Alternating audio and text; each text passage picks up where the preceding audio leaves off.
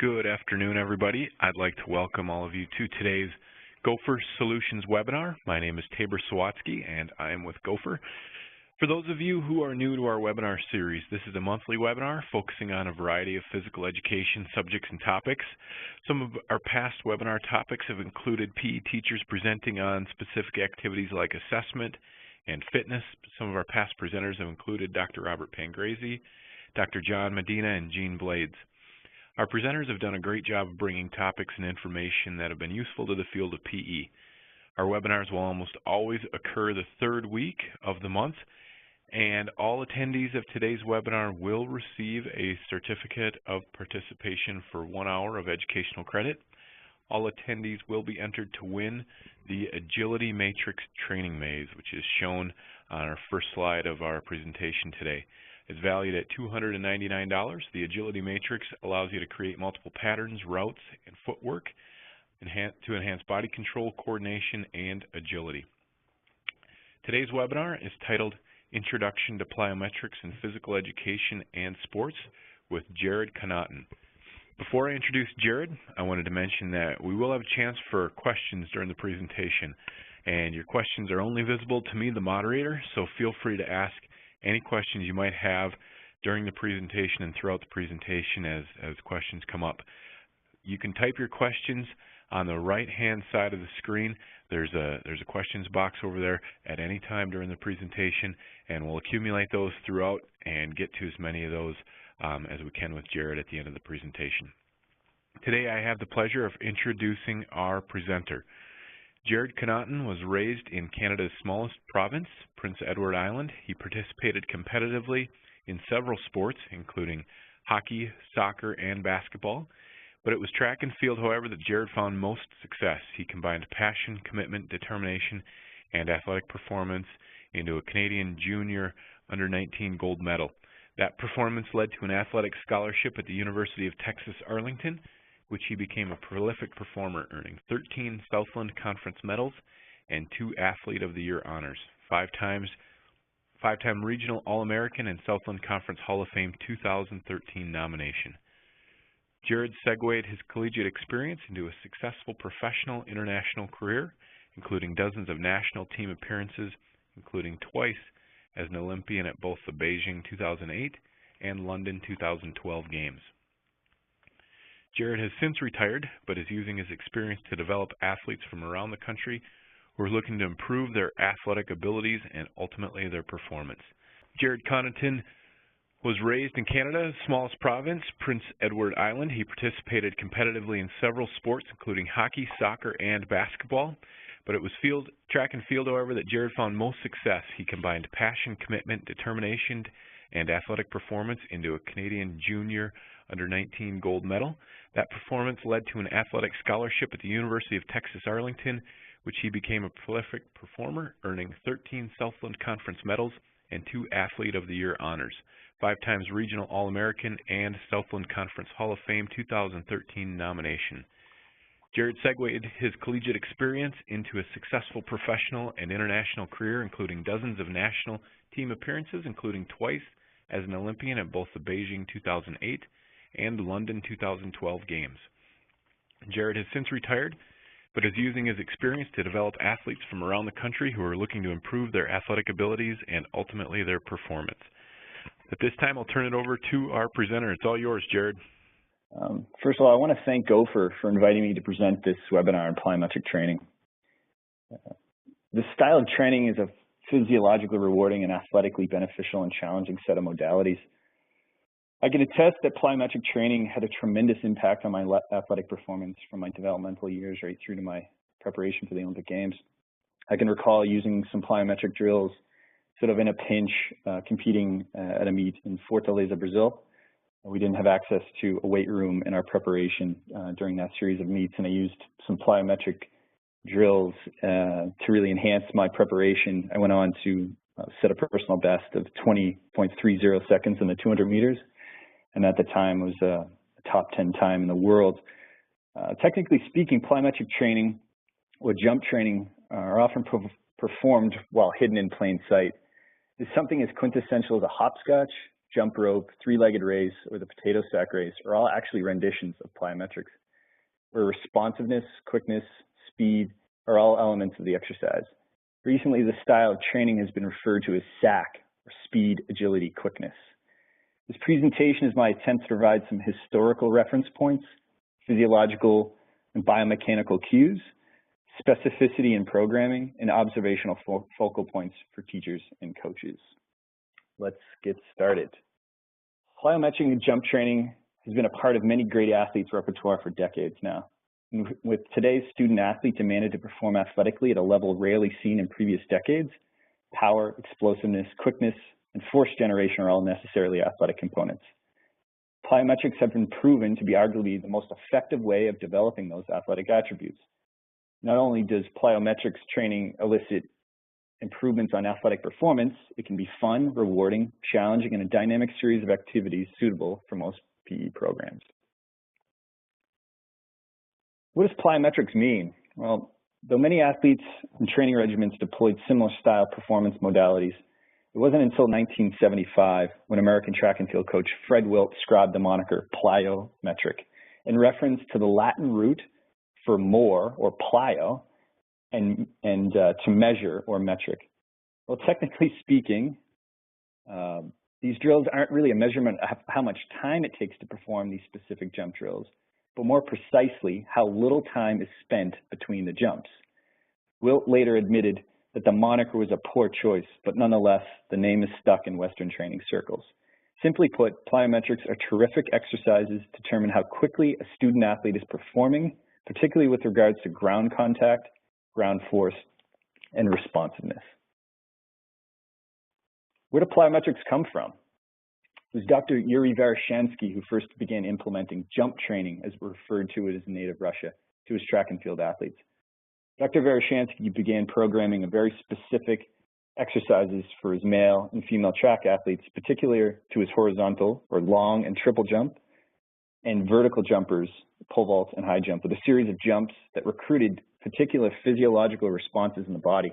And when properly performed, strength, force production, and minimization of ground contact, and ultimately overall athletic power were greatly improved upon from initial baseline tests. How does a plyometric work? Plyometric is a quick, powerful, and responsive series of exercises which use a pre-stretch movement that recruits the stretch shortening cycle. And any of you physiologists or kinesiologists out there are familiar with this terminology. Think of that in plyometric terms as the transition between landing and jumping. The focus should be on improvement of sequential athletic movement patterns and overall athletic performance. As you see here, there's three phases, and we'll get into that a little deeper here in a moment. Thusly demanding the body to elicit elastic components of muscles, ligaments, tendons to develop that stretch reflex. There's an illustration here to better, quantify what I'm trying to explain. And I understand this is maybe a little too technical from a physiological term perspective, but just bear with me here. So as you see here, the athlete is in the eccentric, the amortization, and the concentric. So essentially, plyometric is a three-phase activity. The first phase being the eccentric, where the muscles are at their maximum stretch and where energy has begun to be stored. The amortization phase, where the physiological phenomena occurs, where the muscles, ligaments, tendons become inactive or become at rest. Think of this as the transition or the ground contact. This amortization phase, however, ought to occur very, very rapidly if the exercise is performed properly. And then finally, the concentric phase, where the muscles, ligaments, tendons are contracted or shortened, where energy is released and it is observed as force. In the case for our student athletes, think of this as airtime. Just a physiological side note I want to make here. The eccentric phase happens, but a delay occurs before the concentric phase engages. The potential stored energy, and as it relates to athletes means time, is lost as heat, and force is greatly reduced. Conversely, ground contact time is now increased, which equates to feeling slow, essentially defeating the very principle of plyometric training. And how it correlated with me as an athlete, sprinting essentially is a plyometric exercise. If I implemented these plyometrics as a form of resistance training, and I really developed that amortization phase, that second phase here in the slide, my ground contact time would be improved, thusly spending less time in the ground and losing less energy into the track. What I was trying to do, and what most track and field athletes and most power and speed athletes are trying to do, is create high eccentric forces, so creating lots of force, loading the spring, and then conversely deloading the spring and getting airtime, with an emphasis on the minimization of that transitional phase or the amortization phase. So we'll come back to that a little later, but that's kind of the general principles of the three-phase plyometric approach. Plyometric variations in training tools. As you know, as Tabor mentioned earlier, speed ladders are really a quintessential element in speed, agility, quickness training. Really, the interesting thing about plyometric training is they're so vast. The amount of exercises and the way those exercises can be performed is almost infinite.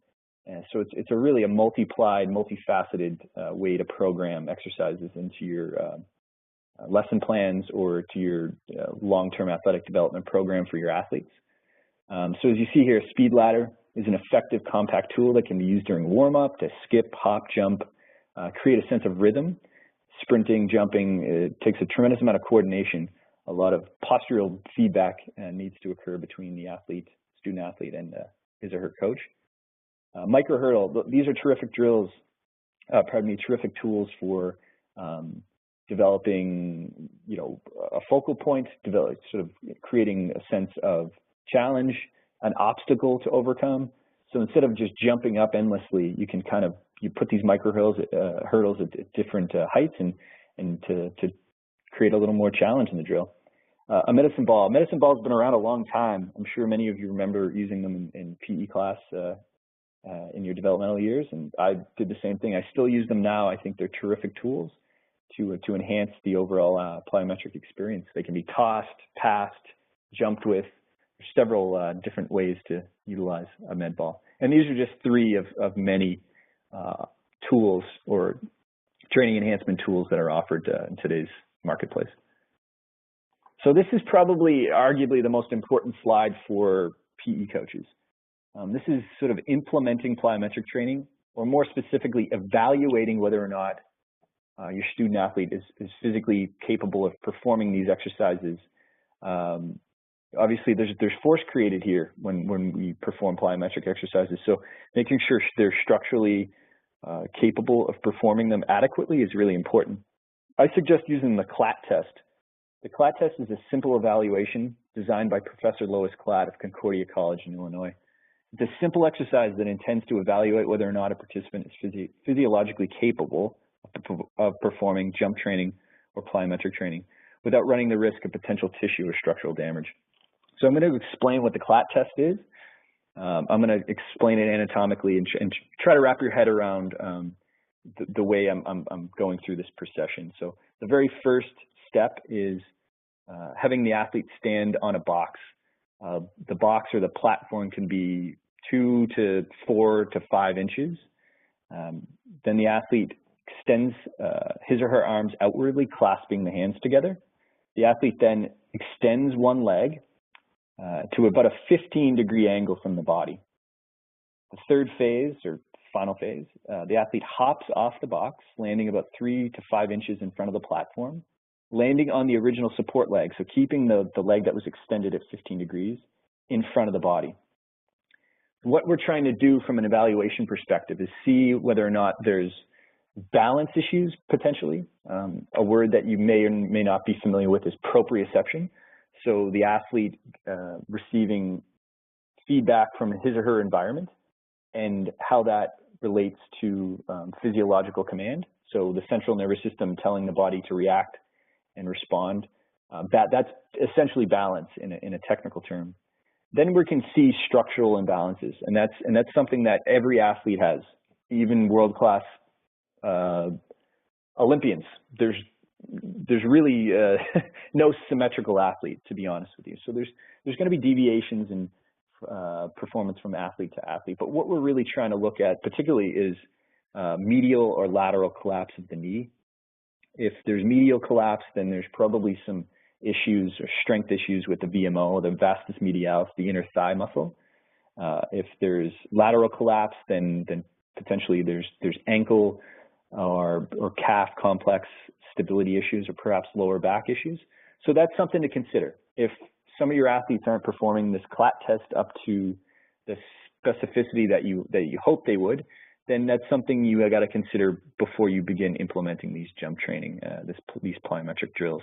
So perhaps take groups of athletes or student athletes and say whether or not everybody can perform equally. That's something that you have to consider amongst your core group of teachers, whether or not you have a team of PE coaches. That's something to consider. So again, the way I implement the CLAT test is I don't really specifically make observations whether it's a means of they can or cannot perform the exercise. It's more of an evaluation of, okay, maybe there's some things that they can work on structurally. So the plyometric pathway. The plyometric pathway, as you see here, category 1 to 2 to 3 to 4 to 5. And how I've established this essentially is category 1 is your baseline, is the way you start any program, whether it's elite athletes or it's developmental student athletes.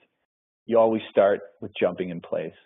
So imagine doing a jumping jack or doing a bunny hop in place. That's a great place to start. Again, as you transition, you go into a horizontal jump. So something like a kangaroo hop, a forward kangaroo hop would be a good example of that. Category 3 is bounding, so that's alternating. So it would be like an exaggerated sprint or a straight-legged bound, something where there's displacement between the hips, an exaggerated displacement. So really focusing on that stretch reflex, that amortization phase, and seeing how quickly the athletes are responding off the track.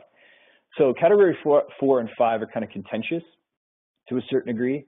Blocks and hurdle jumps, we've seen sort of an influx of the fitness training style CrossFit, and we've seen those athletes using these box jump drills.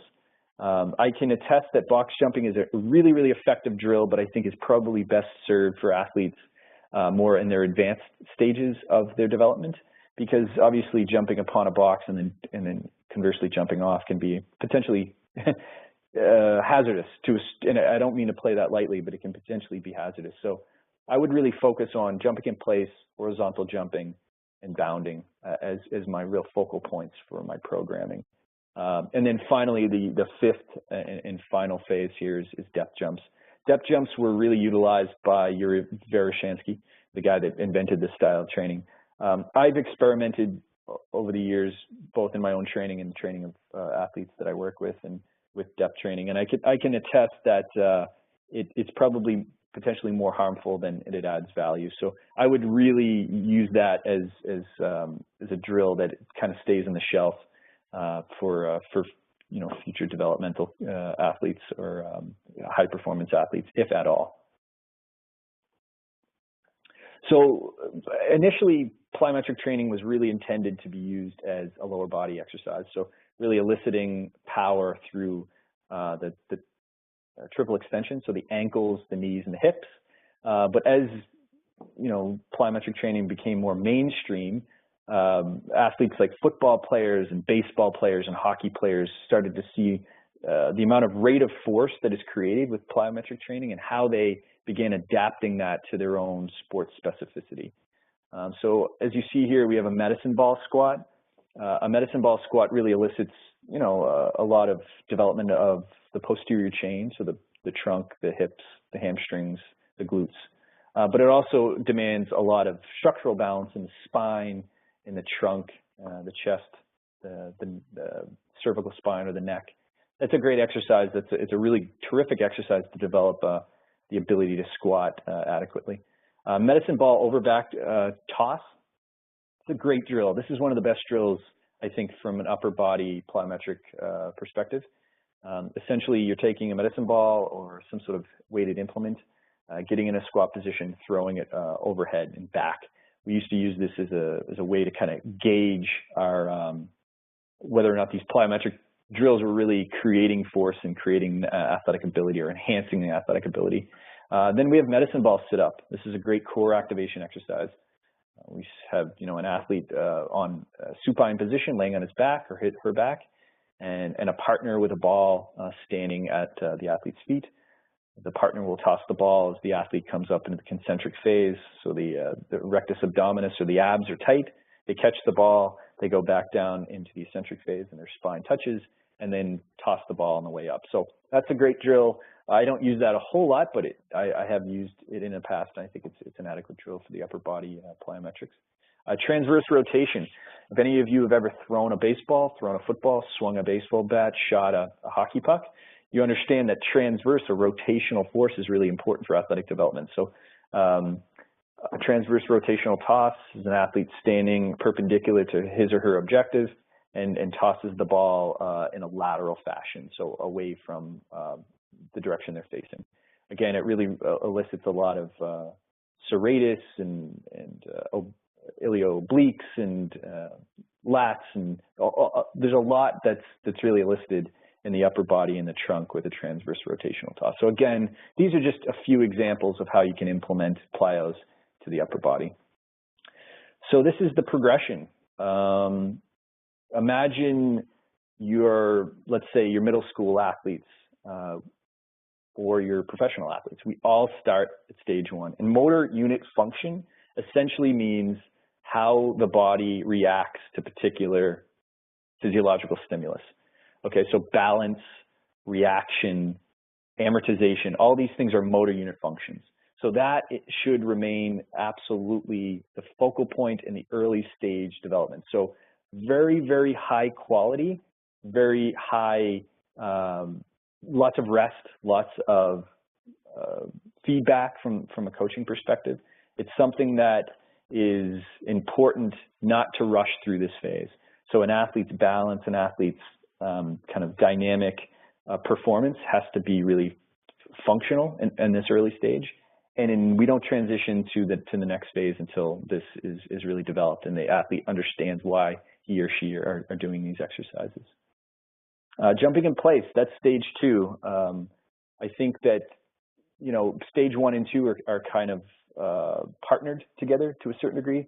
Stage 2 obviously is jumping in place. So jumping, landing, responding, and jumping. So those 3 phases, eccentric, amortization, and concentric, done in place. So these are great drills because if we're limited from a spatial perspective, so if we're limited to a gymnasium, maybe there's 3 feet of snow on the ground and we physically can't get out onto the track or onto the football field or soccer field, then jumping in place drills are terrific options. Not only because I think they're the best developmental drills, but they're also easy to perform in tight spaces.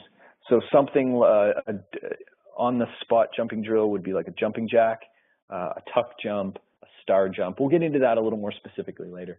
Alternating bounding is stage 3. Like I said, technically an alternating bound is like a sprint. It's just an exaggerated sprint. So the knees are driving up into A position, really eliciting a lot of displacement between the hips. So this phase is great for developing stride length for your speed athletes, but it's also creates a little more force. So we have to be mindful that we can't jump into this alternating bound phase until phase 2 and phase 1 are really developed. And then, like I mentioned earlier, phase 4 ought to be the box jumps and the depth jumps. Those are drills that should remain priority only for the elite athlete and only for the really, really high developed, very, very strong athlete, if at all. I consider myself pretty strong and fairly fast. Again, I didn't do a whole lot of these jumps because the development curve or the learning curve was really steep and the potential risk outweighed the reward for me. The physiological enhancement from plyometric training. So again, we're kind of into the anatomy and physiology here. Again, we'll go through this pretty quickly, but what we're trying to do here is established motor unit function, like we talked about. So the relationship between the central nervous system and the very muscle tissue that is asked to perform these exercises has to be in symbiosis. So that's where we're going to see the quickness come from. So that relationship, that stimulus from the environment into the brain and then into the muscles, the quicker that happens, the faster and the more dynamic the athlete performs. So that's a skill set that's learned. That's a learned application. Again, you can't rush through that early developmental stages because you'll potentially pay a disservice to this neuromuscular motor unit function. Ideally, what plyometrics do is enhances anaerobic skill. So we're not using oxygen. We're not into the lactate energy threshold here. We are in the creatine phosphate, the ATP energy system. Okay, so we are fast, active, ballistic exercises. So if you were to look at it on a continuum, it would be from 0 to 9 seconds and no more. So we would keep everything very, very high quality and really improve on the anaerobic capacity of an athlete. So their speed, their power, their strength. That's the focus of plyometric training. With that being said, we don't want to muddle the energy systems here. We don't want an athlete to do a tuck jump or a star jump or a kangaroo jump for distance because it's counterintuitive. You're developing anaerobic capacity and skill, and once you get past 9 seconds, technically speaking, you're getting in sort of a glycogen and lactate energy systems. Don't muddle those two. So keep the quality very high. Keep the contacts low. Ultimately, it improves overall athletic performance, like I mentioned earlier, but it has to remain quality. That's where the feedback from the coach really has to remain a priority. Program considerations. I think this is, and we've all faced this before, that there's many things, there's many variables that go into the development of student athletes. So like my wife's a PE coach in Dallas. She has access to green space realistically 10 months a year. So she can be outside on a stable surface, whether it be a soccer field or football field or a running track, almost all year. There's really very limited times where she can't go outside. Despite her being very thin-blooded, she doesn't like the cold. She can be outside a lot. Me growing up in Canada, I had like 3 months of being outside realistically before I was almost forced into an indoor environment. So that's a consideration. That's something that we have to consider. But I think we start at the very top. Like any athletic preparation, whether it be tag, whether it be dodgeball, whether it be volleyball programming, basketball, we have to start with a warm-up. And again, we talk about motor unit function. Warming up, I use what's called the mock drill continuum, or in America, they call them the A's and the B's. Those are great drills to develop both tissue warmth, structural security in the joints, and also that motor unit function. So warm up first and foremost, that's the absolute first thing you have to consider. Then we consider frequency. Frequency just refers to how often we're going to do plyometric training. I think plyometric training ought to be done, particularly in the developmental stage, at least once a week. One of the challenges a lot of PE coaches face is they have so many options, and then they kind of run through different styles of training a little too quickly, perhaps. So they don't really get to develop that sense of adaptation. And I think, conversely, with that being said, because there's impact and there's potential risk with plyometric training, you don't want to overdo it. You want to keep the contacts to a minimum, keep the contacts very, very of high quality. Recovery, again, we're talking aerobic exercise here, 0 to 9 seconds. So the creatine phosphate, the ATP energy system, you burn through that energy really quickly. So we need lots of recovery, despite we're not going over very many distance, or over a long distance or very many contacts. We need lots of rest. So I suggest at least 60 seconds, probably more suited. These exercises are more suited to about 90 seconds rest in between sets. Volume. Volume is probably the most important part here, in my opinion, on plyometric training. We don't want to make volume as the priority. We want to make the qualities the priority. So I suggest doing plyometric exercises, particularly for the developmental athlete, no more than 10 yards, or for the rest of the world, 10 meters, okay? So that means they're probably contacting the ground within that 10 meters in any given drill, you know, between 8 to 12 contacts. Keep the volume low. So 3 sets of to 10 meters or 3 sets of 12 contacts, that's all you need for a particular drill, because again, we're keeping things quality. The surface, so your environment is very, very important. I would suggest doing plyometric training on a very well-groomed soccer field or a turf, or the next step would be a running track surface, a rubberized track surface, then a wooden gymnasium floor, and then finally, you know, a concrete surface. We got to remember that the surface plays a major role in our ability to use that eccentric energy that's stored and use it to best elicit athletic performance. So if you're pounding your athletes on concrete, then again, you're potentially exacerbating the risk here in plyometric training. So keep that as a priority. Another thing to consider as far as surface, think of the footwear that the student athletes are using. If they're using really flat or uncushioned shoes, again, that could exacerbate the impact or the felt impact on each drill. That's something to consider. That's something you ought to talk to with your student athletes. Adequate footwear. Here is an example of a training program that I used last week with a group of baseball athletes. We start in place, like I mentioned earlier. So a star jump. A star jump is a great drill. It elicits the triple extension, ankle, knee, and hip extension. And it also elicits the upper body involvement as well. You know, sprinting, the upper body contribution is enormous. So we have to create a symbiotic relationship between the upper and lower body. A star jump in place, 3 sets of 8 jumps with at least 60 seconds rest. That's a great way to start. Ankle double jump. This is a horizontal movement. It's, again, in a bilateral stance, so both feet at the same time. It's like many people refer to this as a bunny hop. So we're not loading the hip. We're not really softening the knees. All we're doing is just popping off the balls of the feet, the front 2/3 of the foot, over 10 meters. It's a great drill, great reactive drill. Kangaroo jump. Some people refer to this as a frog jump or frog leap. This is another really, really good drill for power. So you're really displacing the hips. You're loading into that eccentric phase. Your ground contact time is really dynamic. Your concentric response is on a horizontal plane, so you're jumping forward. We've also done kangaroo jumps, singular effort into a long jump pit. From the edge of the runway into the long jump pit, that would be considered a frog leap. A kangaroo jump is a frog leap with multiple contacts. Again, this is a little more dynamic than the previous two, so make sure the athletes are physiologically ready to perform this drill.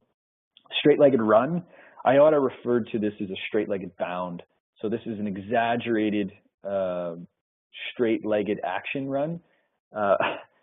Many of you, maybe this is beyond your scope here, but if you remember the football player Deion Sanders, played defensive back for the San Francisco 49ers and Atlanta Falcons and Dallas Cowboys. He used to intercept balls and take it back to the end zone, and it was called the Deion stride. I often refer to these as prime times. So essentially what we're doing is just a really exaggerated straight-legged action.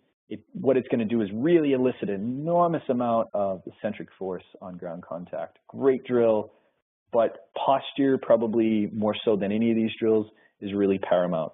So making sure that the athlete torso remains in a forward position or a lateral or a sagittal plane facing their direction. So we don't want our athletes leaning back.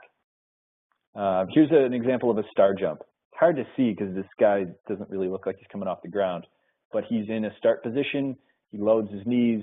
He accelerates into obviously a vertical orientation, lands, and repeats the jump. This is probably not the best representation, but you can imagine why it's called a star jump, because at the top of the leap, he resembles a starfish. So that's how I remember it. This is an ankle double jump. So you can see here the athlete It's hard to get a representation in 2D, but the athlete is simply reacting off the ground, landing on the ball of the foot, flexing the knee slightly, and then reacting quickly. Again, amortization, that transition between the eccentric and the concentric is really important here. I prefer doing this on a horizontal plane, so from 0 to 10 meters is a good starting point. This is a kangaroo jump, so you can see here tremendous use of the upper body, loading through the hip, extending in a triple extension. As you can see here, so the ankles are in triple, the ankles are in extension, so are the knees, so are the hips. And as you can see, so are the upper body, the shoulders are engaged as well. Again, the athlete lands in a soft knee position, quick response off the ground. Again, amortization, really important. Straight-legged bound, as you see here, the athlete's knee isn't driving to 90 degrees like it ought to in a sprint. She's really leading with the toe. One of the things from a physiological or biomechanical perspective, you see the athlete's toes facing the sky. That's terrific form. That's another thing we want to be really want to focus on, is what's called dorsiflexion of the ankle. So the ankle is, think of the shoelaces are driving or being pulled back to the kneecap. We want the athlete to remain in dorsiflexion throughout all plyometric drills. As you can see, I'm going to go back here in the ankle double jump. You can see on slide, or in section B here, she's actually in plantar flexion. What I would like to see her do is go from extension, so she's in triple extension of the ankle, but before she lands, before she goes back into amortization, she recovers her ankle into dorsiflexion. So she's flexing her shin to create an absorption upon ground contact. If you land with your toes pointed or in plantar flexion like that, it can be kind of physiologically jarring, and from a performance perspective, that can cause too much ground contact time. So again, let's go back to straight-legged bound. The athlete really driving the thigh to the sky, big exaggerated action. When she returns her foot back to the ground, the other leg is exchanged, just like a run. So again, the eccentric load upon ground contact is enormous. So I'm going to open up the floor here. I know that was a lot to take in, perhaps in 33 minutes. So I want you guys to just open the floor and see what kind of questions you have. Feel free. Great. Thanks, Jared. And just a reminder for all of our attendees, any questions that you might have had throughout the presentation, on the right-hand side of your screen as we're going along here, feel free to ask any questions you might have there, and we'll get to as many of them as we can. First question, Jared, can you just review the 3 steps in the CLAT test?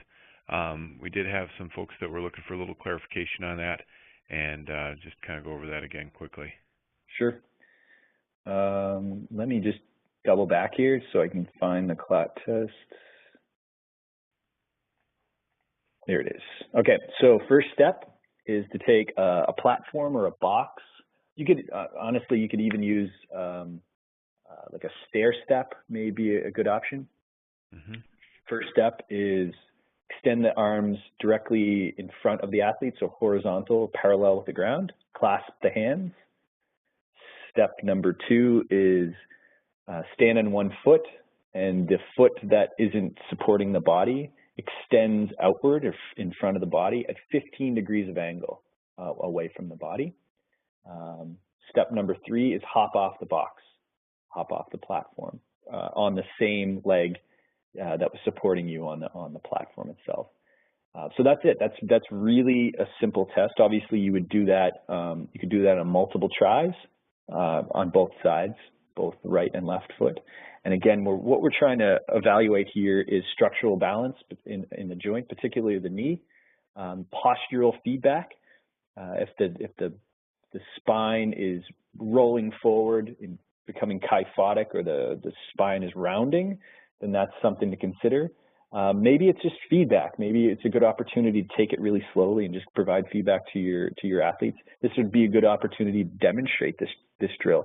The CLAT drill is, the resources online are pretty limited. There are a few Charles Poliquin has written. He's a kind of a big guru in this strength and conditioning world. He's written a review on the CLAT test while implementing it to his athletes. And you know, a lot of physical education teachers here that are working with kids all the way from kindergarten up through grade 12.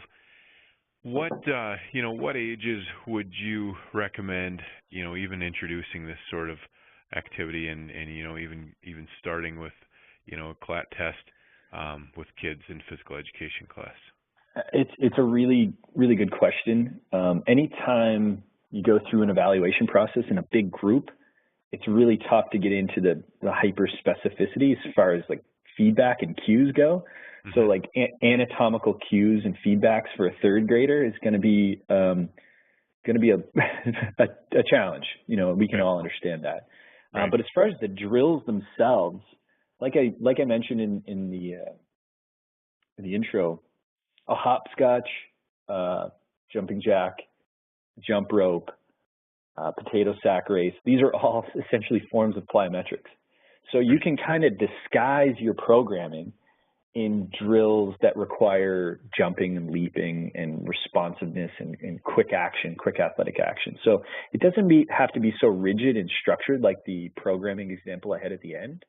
But as far as an advanced program, I think it would be, again, indicative of the physiological capabilities of your student athletes, right? So we have to be cognizant of that before we do any type of programming. But I'd say if you were to ask Yuri Veroshansky, he didn't do this programming until athletes were over the age of 19. Obviously, that his intensity and his volume was really high, and he's training athletes that are trying to perform at the Olympic Games. And we got to remember our objective. Our objective here is to create physiological response, a little bit of quickness, a little bit of agility, some power, which I think ultimately ought to enhance their ability to perform in sport, whether it be volleyball or basketball, anything, track and field, dancing, figure skating, whatever the case is that requires jumping and landing. I think that's really the approach I take. Okay. So realistically, probably the CLAT test is more of something that's going to evaluate an athlete's readiness for some of the more intense type of plyometric activities, as opposed to you would probably bring this into the fold in high school. Sure. I've done the CLAT test. I was asked to speak at a CrossFit box, and one of the feedback I was getting from a lot of the clientele at the gym, they were struggling with feeling like they were being jarred at the bottom of the landing. So we did some CLAT testing on about half a dozen athletes at a time, and there was some pretty alarming physiological responses from such a very simple test. Right. So again, even the athletes that are performing daily can benefit from a little evaluation from a test like this. Yeah, and just one other clarification on that test. So we're using a box on this one, a plyo box that we're up onto. You could literally use a phone book, and I mean that sincerely. Like it doesn't have to be. I would actually prefer it to be lower, because if you're jumping off like a 30-inch box, like a plyo box, or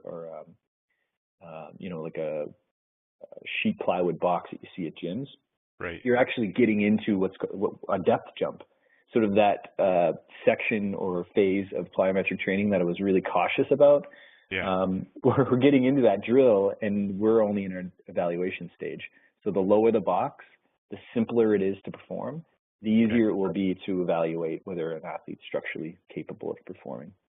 So just then to clarify, using, let's say, a phone book, because I think that's something that a lot of PE teachers, are aware of. And another question we're going to get to here, I think that, what's in their mind is they certainly want to be aware of, their students. They have a wide variety of abilities in their classes, and, we want to, eliminate any potential for injury. So with a phone book, you'd have students standing with both feet or 1 foot?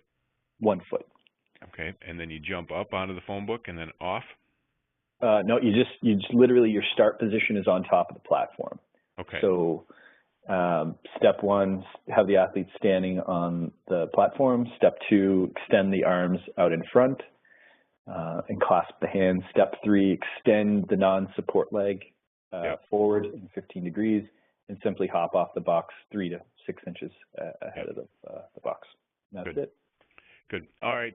Question about specifically a teacher who's working with 7th and 8th grade girls, and her concern of the girls is to protect the young athletes' knees. Any adaptations or anything you'd recommend to make sure that we're aware of that and protecting the athletes? Yeah, that's a great evaluation, and I've dealt with a lot of young female soccer players in about that age bracket, and we're aware of the Q angle or the valgus angle between the hip and the relationship with the medial side of the knee, and obviously physiologically young female athletes are potentially more prone to MCL and ACL issues, so that has to remain a priority. The drills that I showed or gave an example of are done on the sagittal plane, so forward, so running from point A to point B. So imagine running 100 meters, start line to finish line, straight line. Mm-hmm. I would, and I don't mean this specifically for everybody, but I think it's a good place to start plyometric training on the sagittal plane. So not being so worried about the frontal plane or the lateral movements, but being really cognizant of, again, structural stability of the knee particularly, and then I think secondly, posture is really vital. That's a really good question, and I want whoever submitted that question, I want them to obviously consider some biomechanical things before these athletes do these drills. And I can't stress it enough that dorsiflexion, the ability to flex the ankle, has to be able to be performed before you really get into sort of dynamic movement patterns at any age, any gender, any sport. So that's something to be really cognizant of as well. Great. Well, thanks, Jared. Before we let everybody go, we do have a winner of our Agility Matrix Training Maze. And I want to also mention that our webinars occur the 3rd week of every month, so keep an eye out for the announcement for our next topic. You will receive an email with a certificate of participation for an hour of educational credit. And the winner today is Matthew Coloretti, a PE teacher from Ariel Elementary School in New Jersey. So congratulations, Matthew. Thank you so much, Jared, and thank you all for being with us. We hope to have you again at one of our upcoming webinars, hopefully next month. Thanks, everybody. Thank you.